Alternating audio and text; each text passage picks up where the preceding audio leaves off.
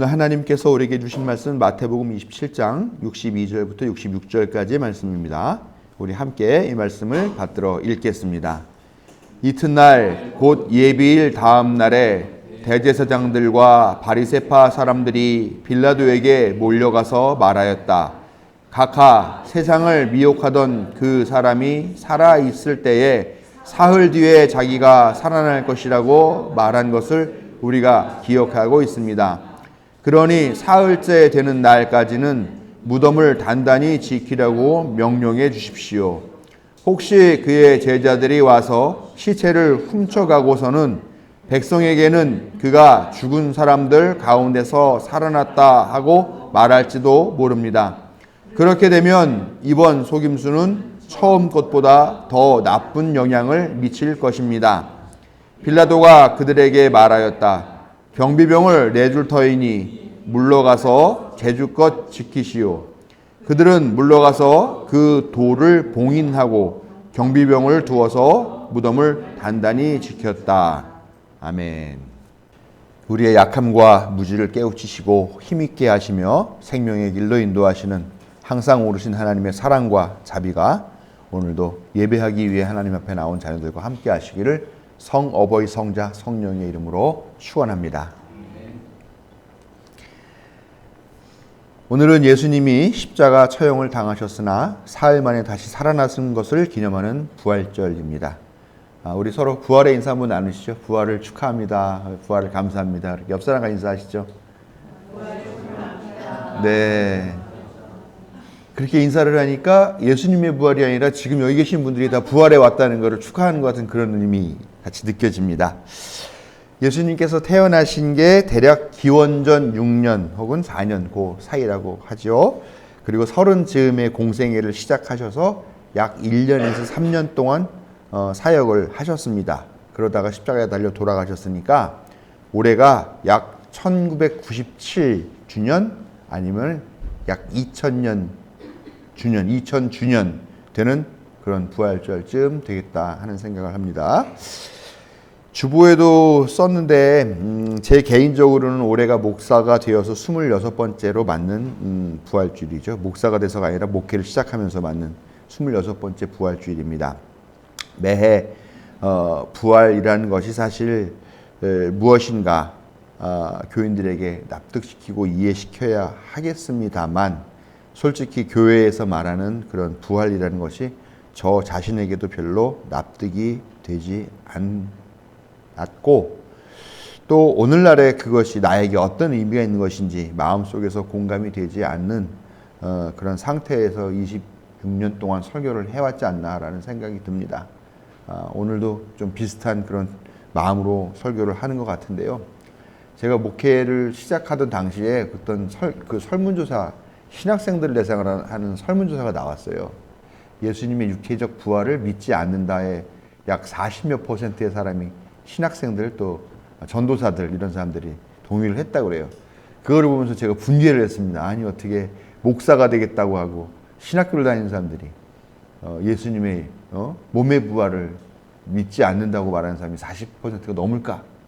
근데 목회를 하면서 또 시대가 조금씩 바뀌면서 보니까 저도 몸의 부활이라는 게 우리가 생각하는 그런 지금 이 모습 그대로 다시 부활했다는 것하고는 의미가 좀 다를 수 있겠다 하는 생각이 좀 막연하게 들고 있어요. 그렇다고 해서 제가 부활을 믿지 않는다는 이야기는 아니죠. 그러면은 부활이라는 게 어떤 부활인가? 몸의 부활이냐, 영의 부활이냐, 혼의 부활이냐, 여러 가지로 따를 수 있잖아요. 또 그 몸이라는 게 단순하게 정말로 이 육체, 이 고기 덩어리가 똑같이 그게 부활하는 것이냐, 무덤에 들어갔던 그 모습 그대로 걸어 나오는 거냐, 그런 거는 사실 다 다르죠. 그거는 어느 교회도 규정할 수 없는 것이고 또 교회가 규정한다고 해도 사람들이 자기가 믿고 생각하는 바는 다 다를 수 있는 것이기 때문에 그것을 우리가 어떤 한마디로 또 한 형태로 그렇게 규정할 수 있는 것은 아니다라고 말할 수가 있습니다. 아무튼 부활이라는 것에 대해서 제가 어느 정도 저 자신도 정리를 또 납득을 하지 못하고 있는 그런 부분들이 분명히 있는데 그런 상태에서 설교를 하는 것은 여러분들에게 매번 죄송스럽게 생각합니다. 오늘도 역시 예수님의 부활에 대해서 그리고 장차 우리의 부활에 대해서 완전히 이해하거나 깨닫지는 못하였지만 부활절이기 때문에 제 나름대로의 신앙적인 고민과 고백을 함께 나누는 방식으로 오늘 말씀을 여러분들에게 전하도록 하겠습니다. 정통주의 신학을 따르면 또 그런 신학을 따르는 교회에서 말하는 부활이라는 것을 간략하게 정리를 하면 이렇습니다. 다 여러분 너무나 잘 아시는 걸 거예요. 왜냐하면 교회에 나오는 그 순간부터 지금까지 계속 들어왔던 말이니까요. 인간들이 하나님께 순종하지 않음으로 인해서 지은 엄청난 죄의 값이 있죠. 그 값을 치를 수가 없어요. 왜냐, 인간은 부족하고 유한한 존재니까.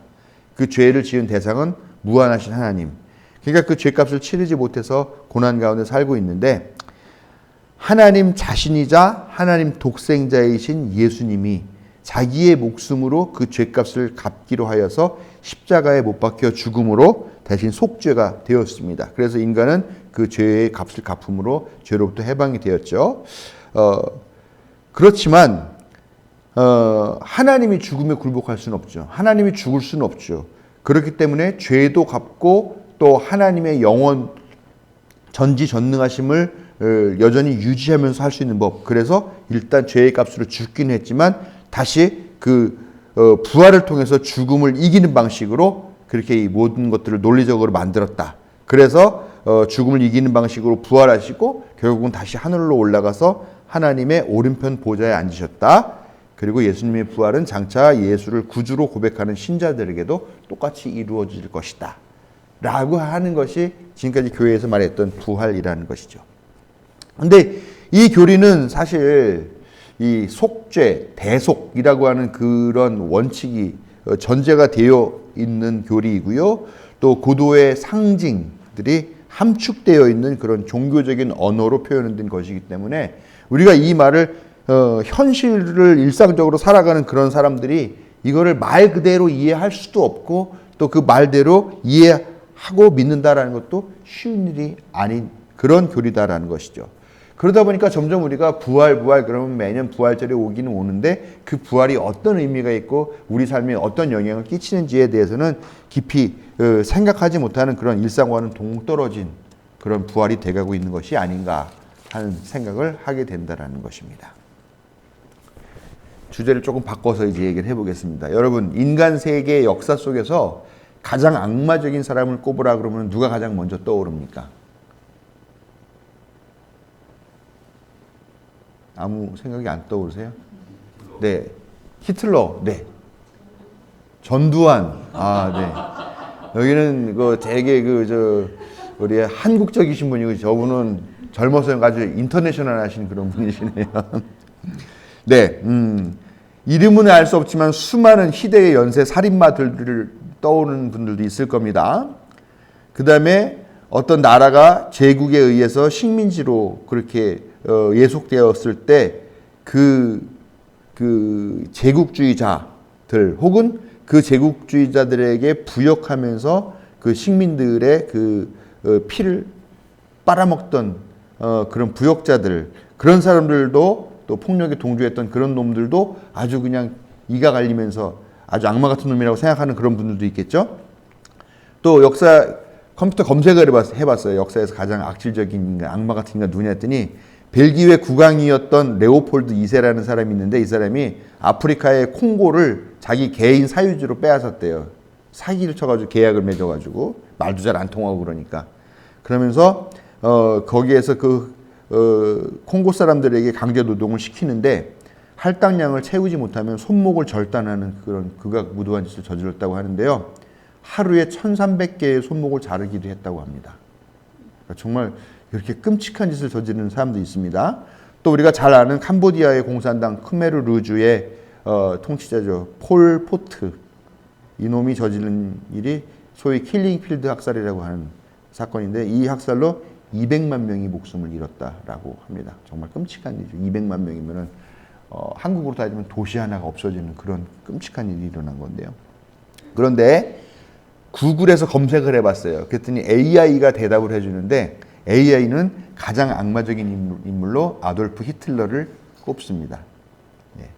히틀러는 1939년 폴란드를 침공하면서 제2차 세계대전을 일으켰고요. 그 전쟁 과정에서 수많은 전쟁 범죄를 저질렀을 뿐만 아니라 600만 명이나 되는 유대인들을 다 강제로 수용하고 학살하는 그런 반인륜적 전쟁 범죄를 저질렀고요. 그로 인해서 이 2차 세계대전을 겪으면 사람들이 그런 자각을 하게 됩니다. 아, 인간이 선한 존재가 아니구나. 아, 인간이 이렇게까지 악하고 망가질 수 있고 같은 인간에게 이렇게까지 악랄하게 할 수도 있는 그런 존재구나 라는 것들을 깨닫게 되고 그걸 보게 되고 그걸 상처와 과오로 남기게 된 그런 결정적인 역할을 한 사람이 아돌프 히틀러라는 겁니다. 그런데요, 이 아돌프 히틀러가 부활했다라는 얘기가 심심치 않게 들리고 있습니다. 아, 예. 네, 히틀러의 부활 누구를 말하는 것일까? 여러분 다 떠오르는 사람이 있을 것 같아요. 네, 바로 하나, 둘, 셋. 예, 바로 미국 대통령 도널드 트럼프입니다. 한겨레가 2024년 7월 14일자에 어떤 기사를 실었는데 기사 제목이 뭐냐면 트럼프는 히틀러의 도플갱어 하고 물음표를 이렇게 했습니다. 그 기사를 보면은 뭐라고 나오냐면요. 그 기사에 이렇게 나왔어요. 당시 구글에 트럼프 히틀러를 영어로 그 두 단어를 동시에 넣고 영어로 검색하면 4,150만 건의 결과가 나온다고 합니다. 검색 결과가. 그게 지금 2024년이면은 작년이죠. 작년 요거보다 한 10개월 전쯤 됐을까요? 한 8, 9개월 전쯤 됐을까요?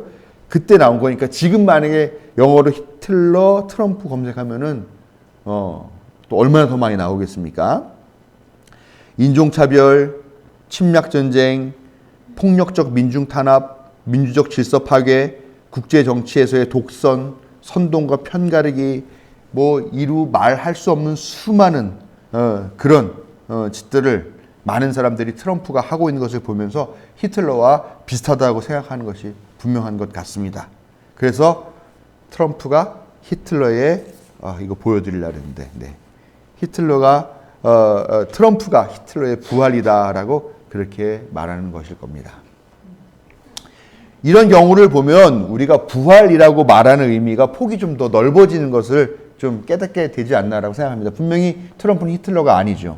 그럼에도 불구하고 가장 상징적인 악마적인 인간 히틀러의 그 인성, 어떤 그런 성향들이 이제 트럼프에게 나타나는 것을 보면서 그걸 부활이라고 표현할 때 우리가 부활을 단순하게 이런 뭐 어떤 특정 개인의 부활 이런 것만으로는 볼 필요는 없다라는 거죠.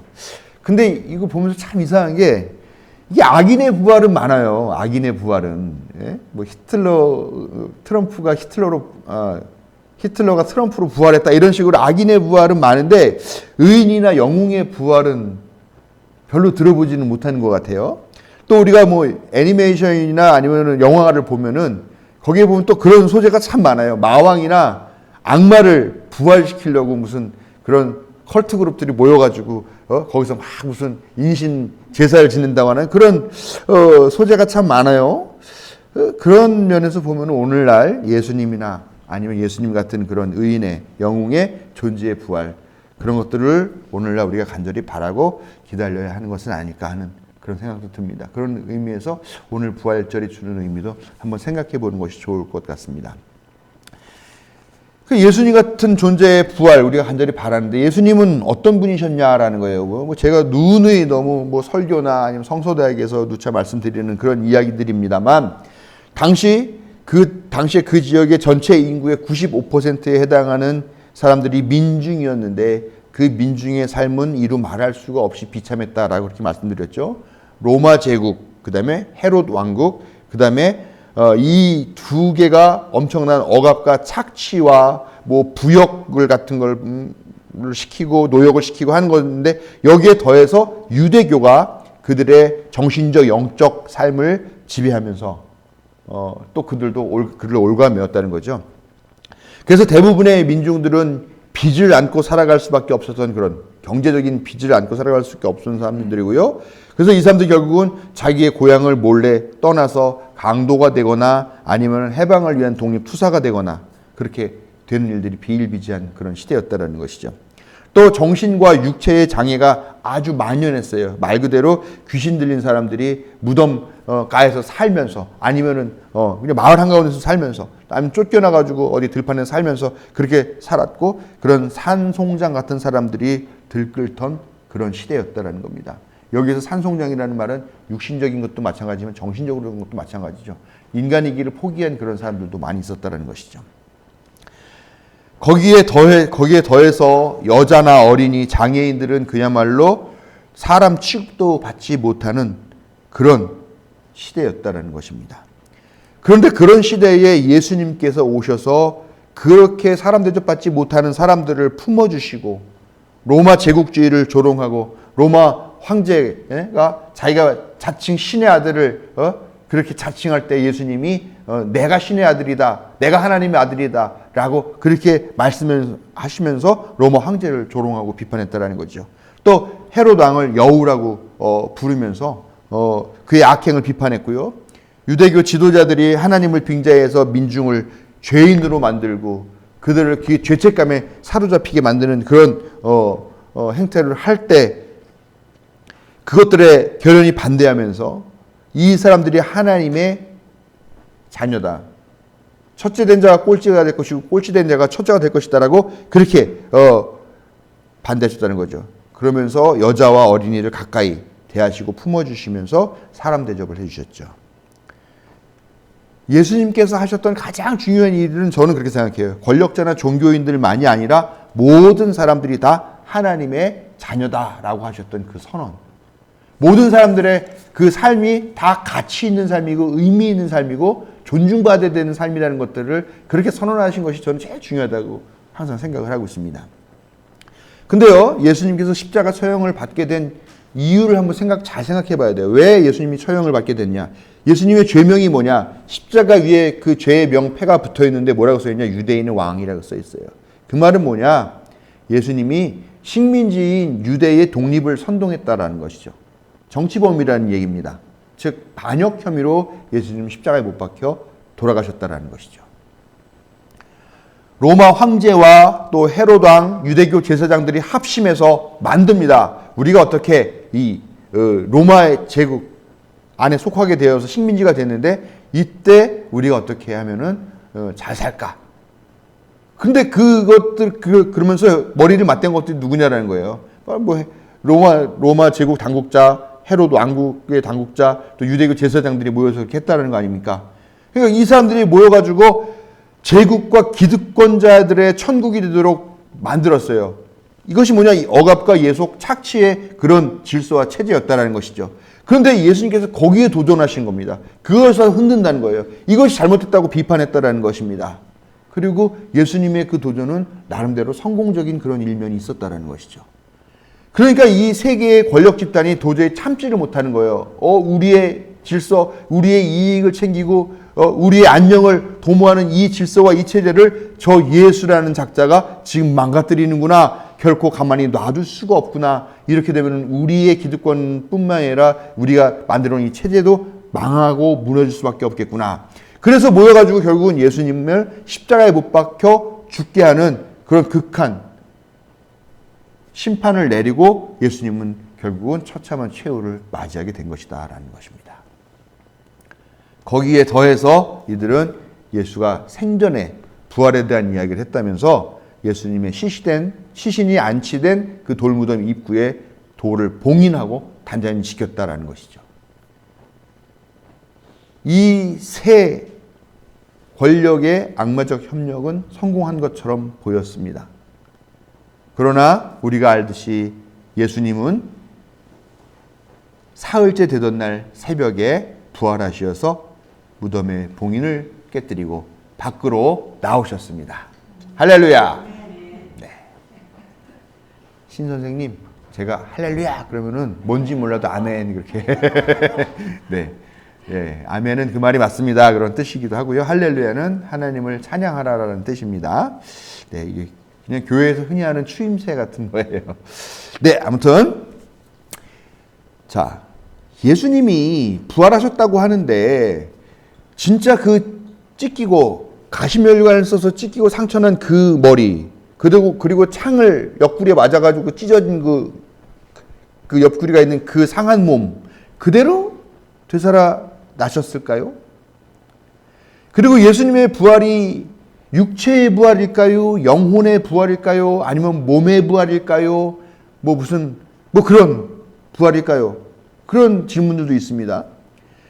부활하신 예수님을 사람들이 알아봤는가 못 알아봤는가? 그럼 보면 대체적으로 못 알아보는 것 같아요. 예수님을 보고서도 다 예수님을 몰라보고 그러니까 예수님이 말을 걸으니까 그제서야 예수님 그러게 하고 예수님이랑 같이 하루 종일 길거리를 제자들이 걸어갔는데도 예수님인지 몰라보고 나중에 같이 음식을 먹으면서 그제서 알아보고 이런 일들이 있으니까 정말로 부활하셨다고 하는 그 예수님이 그들이 알고 있었던 그 사람 알아봤던 그 사람인지 그 예수님이 그 예수님인지 이런 것들이 논란들이 많은데 사실은 그런 것들은 중요한 게 아니에요. 더 나아가서 예수님이 실제로 부활하셨는지 아닌지도 저는 중요하지 않다라고 생각합니다. 하나님을 사랑하고 이웃을 사랑하신 그리고 그렇게 하라고 하신 예수님, 권력의 폭력과 착취에 반대하시고 모든 사람을 다 하나님의 자녀라고 인정하시며 하나님 나라의 꿈과 이상을 심어주신 예수님은 죽음의 세력이 아무리 방해하더라도 그렇다 하더라도 반드시 부활하셔야만 했다는 것, 부활하지 않으면 안 됐다고 하는 것, 그겁니다. 그것이 약자들, 평범한 사람들, 가진 것 없는 사람들이 사람답게 살 수 있는 유일한 길이었기 때문에 예수님은 부활하셔야만 했다라는 그것이 중요하다는 겁니다. 하나님의 아들 예수님의 생애가 그렇게 처참한 죽음으로 끝나고 그 무덤이 봉인된 채로 끝났다고 한다면 그 세상은 어떻게 되겠어요? 그것은 권력과 폭력을 가진 그 자들만, 그 놈들만 사람답게 살 수 있는 그런 세상이 열린다는 뜻이에요. 그러면 그것은 인류 전체에게 있어서는 사망의 선고나 다름이 없다라는 겁니다. 세상이 끝났다는 것과 다름없다. 세상이 죽음에 지배당하고 있다는 것과 마찬가지다는 거죠. 그렇기 때문에 예수님의 무덤의 봉인은 깨져야만 했고 또 깨질 수밖에 없었다라는 것이죠. 그런데 그 봉인을 누가 깨뜨리셨느냐? 바로 하나님이 깨뜨리셨다라는 겁니다.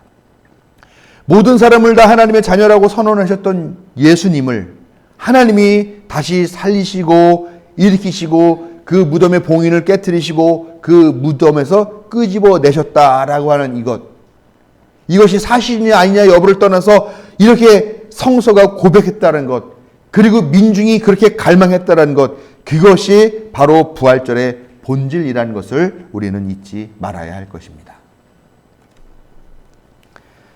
악마 같은 히틀러가 다시 부활하지 않기를 바라고 이웃을 사랑하고 사람답게 살도록 인도하신 예수님 같은 분이 다시 부활하기를 바라는 것은 단지 신앙인들만의 갈망이 아닐 것이죠.